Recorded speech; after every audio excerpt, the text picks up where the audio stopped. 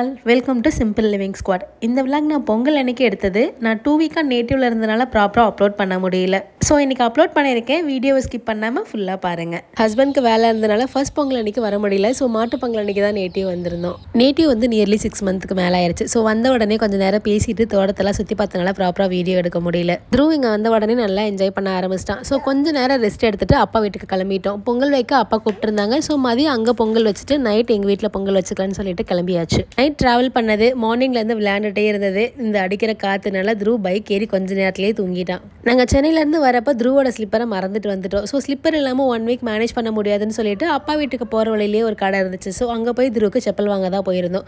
நிறைய போட்டு பார்த்தோம், பட் எதுவுமே எங்களுக்கு சாட்டிஸ்ஃபைடா இல்லை. பட் ஃபைனலா ஒன்று செலக்ட் பண்ணியாச்சு. நாங்கள் செப்பல் வாங்க வெயிட் பண்ணிட்டு இருந்தப்போ சலையறது மாடெல்லாம் கூட்டிகிட்டு போயிட்டு இருந்தாங்க. சலையறது மாடு பார்த்து ரொம்ப நாள் ஆச்சு. ஸோ கொஞ்சம் நேரம் நின்று வேடிக்கை பார்த்துட்டே இருந்தோம். பசங்களை விட பொண்ணுங்களுக்கு தான் செப்பல் ஷூ கலெக்ஷன்ஸ் நிறையா இருந்துச்சு. பட் த்ரூக்கு 4 நாள் இங்கே செப்பல் இல்லாமல் மேனேஜ் பண்ண முடியாதுன்னு சொல்லிட்டு எங்களுக்கு பிடிச்ச மாதிரி ஒரு ஷூ வாங்கிட்டு கிளம்பியாச்சு. ஃபைனலாக இந்த ஷூ தான் நாங்கள் வாங்கியிருந்தோம். ஃபைனலி எங்கள் ஊர் எல்லைக்குள்ளே வந்தாச்சு. இதுதான் எங்கள் ஊர் எல்லை கருப்பணசாமி. என்னதான் பொண்ணுங்க மாமியார் வீடு போனாலுமே பிறந்தவங்க வீட்டுக்கு வர்றப்போ இருக்கிற ஹாப்பினஸே தனி. அது மாதிரி தான் எங்கள் ஊருக்குள்ள போக போக எப்போ நம்ம வீட்டுக்கு போகணும்னு சொல்லிட்டு ரொம்ப எக்ஸைட் ஆக ஆரம்பிச்சிருச்சு.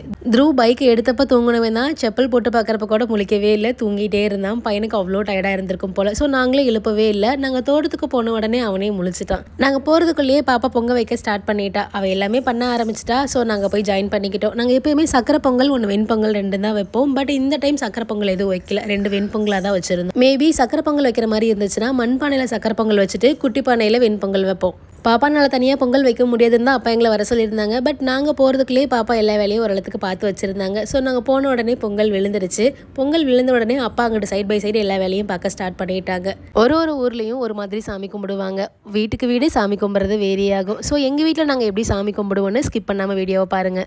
7 கன்னிமா இருக்கும். கருப்பு சாமிக்கும் கல் வச்சு சாமி கும்பிடுவோம். சாமி கும்பிட்டு முடிச்சதும் கல்லை பானையில் எடுத்து பத்திரமா வச்சுட்டு நெக்ஸ்ட் பொங்கல் வரப்போ அதே கல்லை மறுபடியும் கழுவி பொட்டெல்லாம் வச்சு சாமி கும்பிடுவோம். நான் 7th 8th படிக்கிறப்பெல்லாம் பொங்கல் வந்துட்டாலே ஜாலியாக இருக்கும். அப்போல்லாம் கூட்டு குடும்பமாக இருந்தோம். பொங்கல் வைக்கிறப்போ தரிசில் ஒரு பாறை இருக்கும். அதை காலையிலேருந்து ஃபுல்லாக கூட்டி க்ளீன் பண்ணிட்டு கோலம் போட்டுட்டு மாட்டை கழுவுறது, பொங்க பானைக்கு கோலம் போடுறது, சாமி கல்லை கழுவி எடுத்து வச்சு அதுக்கு அலங்காரம் பண்ணிட்டு தெப்பக்கோலம் கட்டுறதுன்னு சொல்லிட்டு எல்லாரும் ஒன்றா சேர்ந்து ஜாலியாக பண்ணிட்டு இருப்போம். பட் இப்போ அப்படிலாம் இல்லை, கொஞ்சம் சேஞ்ச் ஆயிடுச்சு. அப்பா சாமிக்கு காந்தால கருங்குமணி தெப்பக்கோலெல்லாம் போட்டு ரெடி பண்ணி வச்சுட்டாங்க. கொஞ்ச நேரம் த்ரூ கூட வந்து விளையாண்டுட்டு இருந்தாங்க. த்ரூ வீட்டில இருந்து கிளம்பினப்போ பால் குடிச்சது, பசி எடுத்திருக்கும் போல. ஸோ நான் வர்றப்பவே த்ரூக்கு தேவையான பால் ஸ்நாக்ஸ்லாம் கொஞ்சம் எடுத்துட்டு வந்திருந்தேன். ஸோ அப்பா அவர் வேலையை பார்க்க போயிட்டாங்க. நானும் த்ரூ ஒரு மரத்து நிலையில உட்காந்து த்ரூக்கு பால் கொடுக்க ஆரம்பிச்சிட்டேன். பெண்களுக்கு புகுந்த வீட்டை விட பிறந்த வீட்டில் தான் மெமரிஸ் ஜாஸ்தியாக இருக்கும். அந்த இடத்துல இருந்து உட்கார்றப்ப தான் அந்த மெமரிஸ்லாம் ரீகால் ஆகும். ரொம்ப நாள் கழிச்சு வரனாலே என்னவோ எங்க தரிசுக்கு வந்த உடனே 1000 மெமரிஸ் எனக்கு கிராஷ் பண்ணி போகுது. பொங்கல் அன்னைக்கு கொஞ்சம் ட்ரெடிஷ்னலாக வியர் பண்ணலான்னு சொல்லிட்டு வீட்டில இருந்து வரப்பவே த்ரூக்கு வேஸ்டி சட்டை எடுத்துட்டு வந்திருந்தேன். அதை வச்சு ஒரு ஃபோட்டோ கூட எடுக்க விடல. இந்த ஒரே ஒரு கிளிப் வீடியோ மட்டும் தான் எடுக்க விட்டான். த்ரூக்கு விவரம் தெரிஞ்சு இதுதான் ஃபர்ஸ்ட் பொங்கலும் கூட. ஸோ லேட் ஆனாலும் பரவாயில்லன்னு சொல்லிட்டு வீடியோ அப்லோட் பண்ணிட்டேன். பாப்பாவும் போய் ட்ரெஸ் சேஞ்ச் பண்ணிட்டு வந்ததுக்கு அப்புறம் சாமி கும்பிட ஸ்டார்ட் பண்ணிட்டோம். கொட்டலையில பொங்கல் வச்சு சாமி கும்பிட ஸ்டார்ட் பண்ணியாச்சு. போன வருஷம் வரைக்குமே வீட்டில் மாடு இருந்துச்சு. ஸோ மாடு வச்சுதான் சாமி கும்பிட்டுட்டு இருந்தோம்.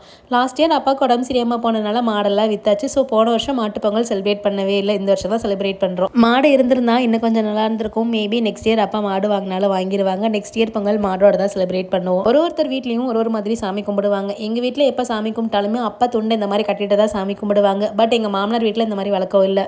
அப்பா ஏன் இந்த மாதிரி துண்டு கட்டி சாமி கும்பிட்றாங்கன்ட்டு இது வரைக்கும் அப்பா கிட்ட நான் கேட்டதில்லை. சின்ன வயசுலேருந்து பார்த்துட்டு இருக்கனால பெருசாக ஐடியா இல்லை இதை பற்றி கேட்கணும்னு சொல்லிட்டு. மேபி உங்களுக்கு யாருக்காவது தெரிஞ்சுக்கணும்னா சொல்லுங்க, நான் அப்பா கிட்ட கேட்டுட்டு மறக்காம கமெண்ட் பண்றேன். பட் நான் நெக்ஸ்ட் டைம் அப்பாவை பார்க்கறப்ப கண்டிப்பா கேட்பேன் ஏன் இந்த மாதிரி நம்ம சாமி கும்பிடுறோம்ட்டு. சாமி கும்பிட்டதை நாங்கள் முத வேலையா பண்றது, வீட்டில் ஆடோ மாடோ இருந்துச்சுன்னா அதுக்கு தீபார்த்தனை தண்ணி புகையெல்லாம் காமிச்சிட்டு அதுக்கப்புறம் தான் படையில எடுப்போம். ஆடெல்லாம் தரிசுக்குள்ள மேஞ்சிட்டு இருந்தனால ஃபர்ஸ்ட் அப்பா ஆடை கூப்பிட்றதுக்காக வாதனா இலையெல்லாம் ஒடிச்சு போட்டாங்க. வாதனா இலையை கண்டாலே ஒடியாந்துரும். என் பையனுக்கு ஒரே ஜாலியாயிருச்சு. இவ்வளோ ஆடை ஒரே இடத்துல இன்னைக்கு தான் பாக்குறாங்க. இறக்கி விட்டா கண்டிப்பா ஆடுகிட்ட ஓடிடுவான்னு சொல்லிட்டு ஆட்டுக்கு படையில் கொடுத்ததுக்கு அப்புறம் இறக்கி விடலான்னு சொல்லிட்டு இடுப்புலயே தான் வச்சிருந்தோம். சாமி கும்பிட்ட பொங்கல்ல ஃபர்ஸ்ட் பொங்கல் எடுத்து ஆட்டுக்கு கொடுத்துட்டு அதுக்கப்புறம் தான் நாங்கள் சாப்பிட்டோம். ஹஸ்பண்ட் நாங்கள் தனியாக இருந்தால் கூட அவ்வளோ கிண்டல் பண்ண மாட்டாங்க. ஆனால் என் அக்கா தங்கச்சிங்களோட இருந்தால் போதும் எனக்கு கிண்டல் பண்ணிகிட்டே இருப்பாங்க. ஸோ நல்லா ஜாலியாக ஃபன் பண்ணி முடிச்சுட்டு அங்கேருந்து கொஞ்சம் நேரத்துலேயே கிளம்பிட்டோம். ஏன்னா இங்கே பொங்கல் முடிஞ்சுட்டு நாங்கள் போய் எங்கள் வீட்டில் போய் பொங்கல் வைக்கணும். த்ரூ இப்போவே டயர்ட் ஆகிட்டோம். ஸோ நாங்கள் எங்கள் வீட்டில் போய் பொங்கல் வைக்கிறப்ப எந்த கிளிப்பை என்னால் எடுக்க முடியல. ஏன்னா பையனுக்கு அவ்வளோ டயர்ட் ஆயிடுச்சு. பொங்கல் முடிஞ்சதும் என்ன கரும்பு தானே.